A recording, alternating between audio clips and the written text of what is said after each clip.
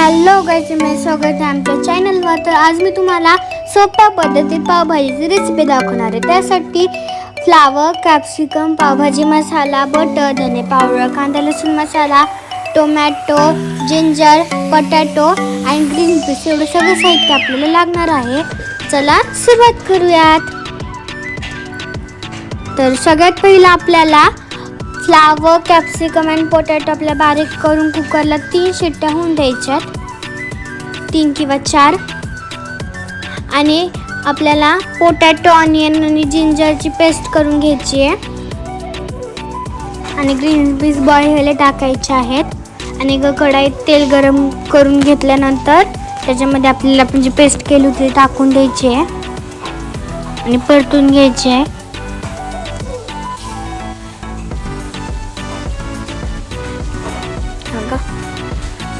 ह्या प्रकारे आणि ते परतून घेऊस आपण जे व्हेजिटेबल्स बॉईल करून घेतले होते त्याला मॅश करायचं आहे.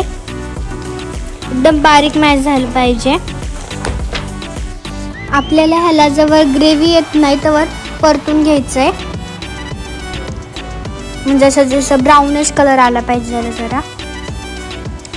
आणि त्यानंतर त्याच्यामध्ये धना पावडर टाकायची आहे आपल्याला आणि मस्तपैकी हलवून घ्यायचे.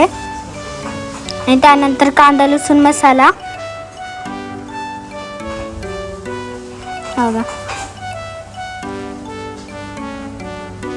आणि त्याच्यानंतर पावभाजी मसाला टाकायचा आपल्याला. तुम्ही कोणत्याही कंपनीचे वापरू शकतात. आणि ह्याला थोडा वेळ आपण परतून घेऊयात. बघा मस्तपैकी ग्रेव्ही आलेली आहे.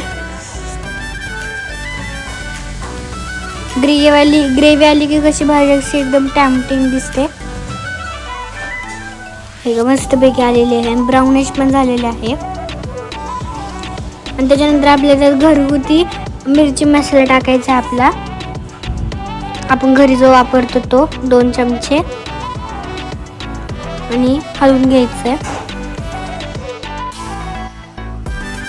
आता मस्तपैकी सुगंध सुटलाय. आणि आपण जे व्हेजिटेबल्स मॅश करून घेतले होते ते त्यात टाकून घ्यायचे.